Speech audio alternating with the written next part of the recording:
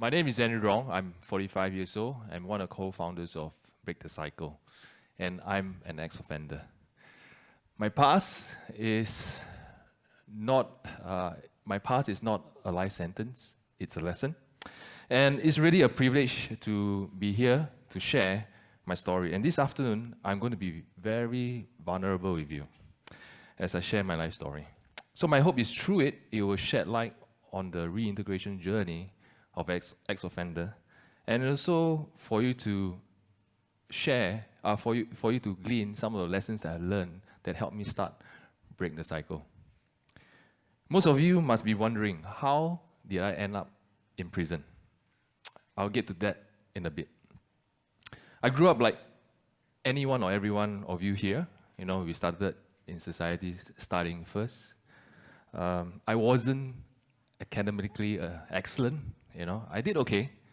In secondary school, I was in the express stream, but right until my O-levels, or towards my O-levels, I dropped out from school.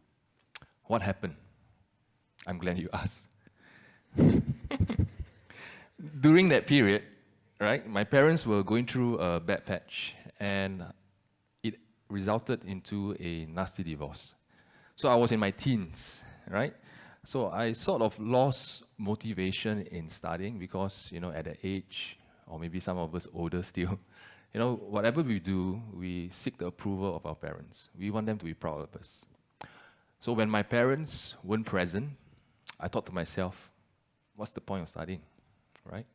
At the same time, I avoided going back home, you know, because home was a nasty place, or I just didn't want to go back to a home that is full of quarrels and all that, and to be caught in between. So I hung out quite a fair bit after school, met new friends who didn't study much but play more, you know, and it was quite a good distraction from the chaos that was happening in my life. Little than I know, most of them were gang members, and that is how I joined a gang. Right? Okay, so I'm not glamorizing in being a gang, but the gang gave me stability that I needed, especially with what was going home, what was happening at home. The gang became my second family. So before you misunderstand, right? You must understand the context. You know, it's not what you have today. Back then, there were no counselors in school, right? There weren't mentors or peer support whatsoever if you went through a difficult period. So, the gang became my needed support back then to tie me through that chaotic period. However, the ways of the gang are destructive, right? That's where I picked up all the vices, you know, from cussing to smoking, glue sniffing, and gang fights, or even drug abuse. For gang fights, it was very common. And it was one of the fights that landed me in prison. And I was sentenced to 30 months and 5 strokes of the cane. I was just 18 years old then. I was prisoned in the now defunct Queenstown Remand Prison. Going to prison is not like the movies, huh? Wow, so glamorous and all that, so comfortable. Wow. It is a degrading experience. You sleep in a cell that is slightly larger than half the size of a typical HDB room, and you share it among 4 inmates. And you sleep on a straw mat, yeah?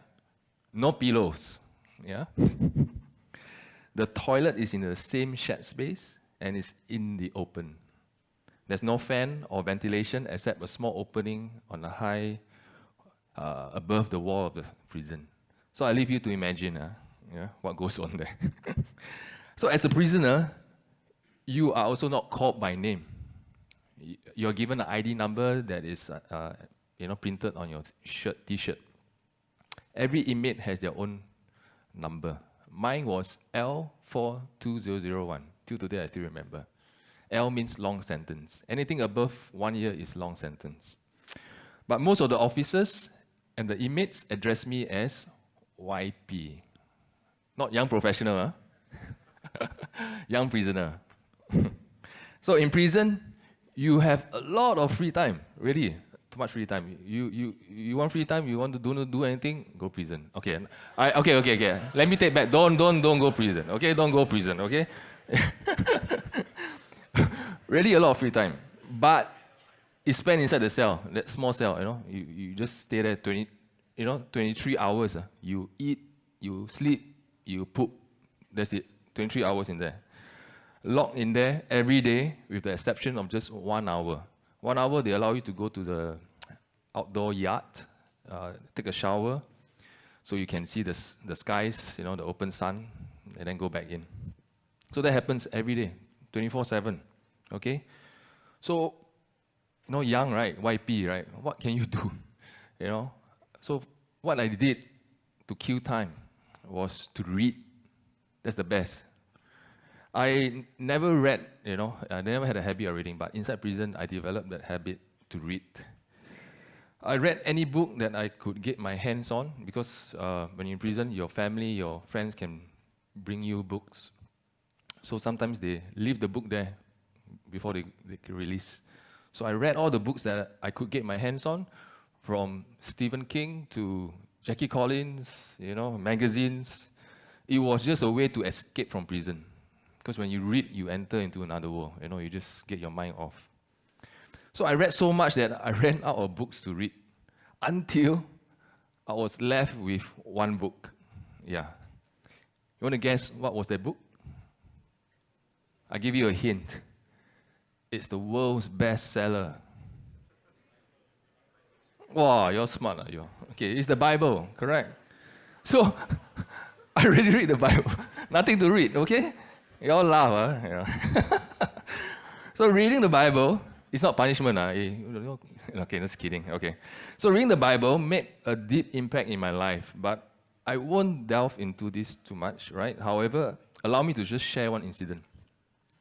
As mentioned, I was sentenced to 30 months and 5 strokes of the cane, and while I was just 1 month in my sentence, my lawyer came to visit me, you know, and she proposed that I appeal my case. She cited the compelling reasons, you know, why I stood a high chance, and she told me that she would expect an answer from me when she visited me the next time.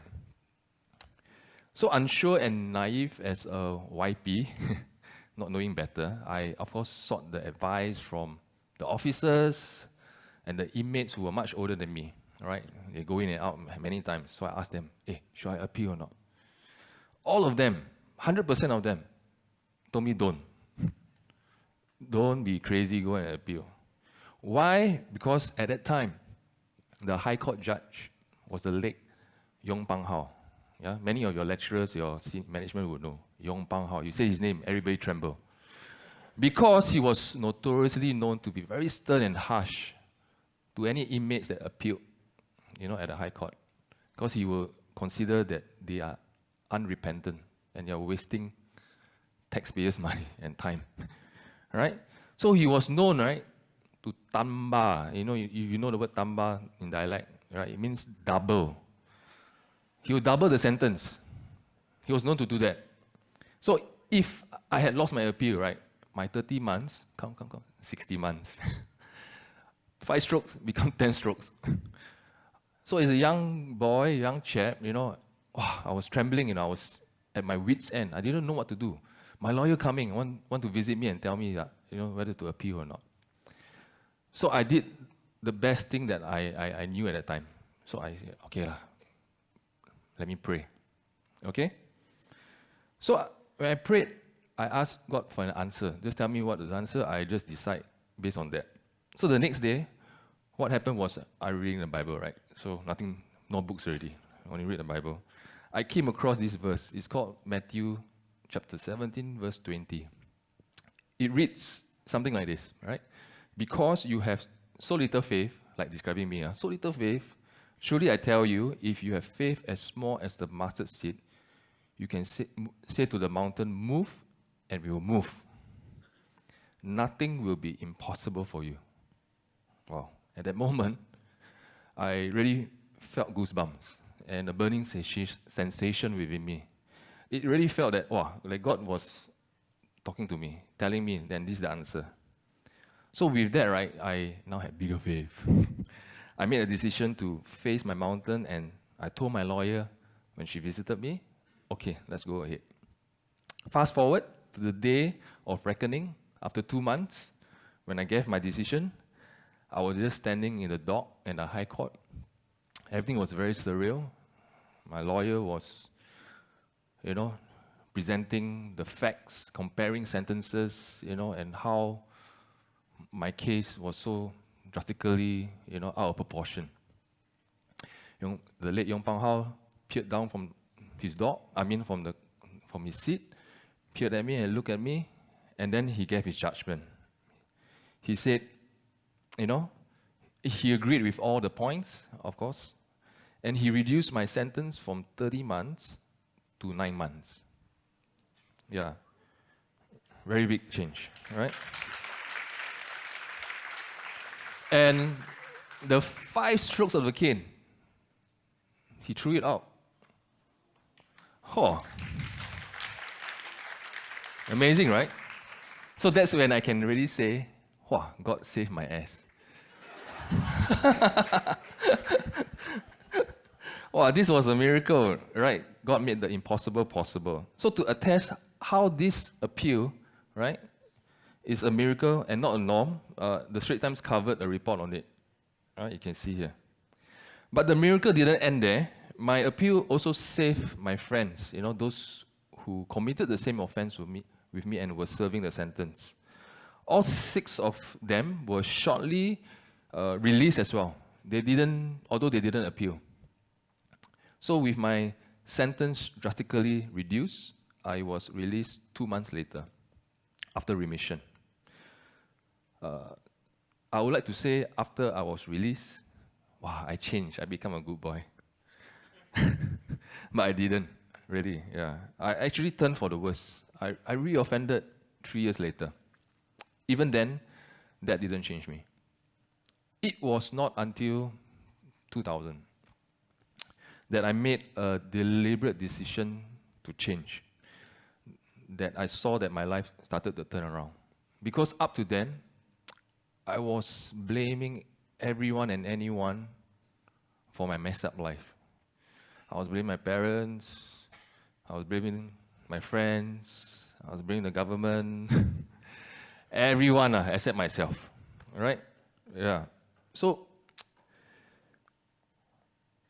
hence it was not until I owned up to my mistakes and took responsibility for my life and future that I managed to break the cycle of darkness, right?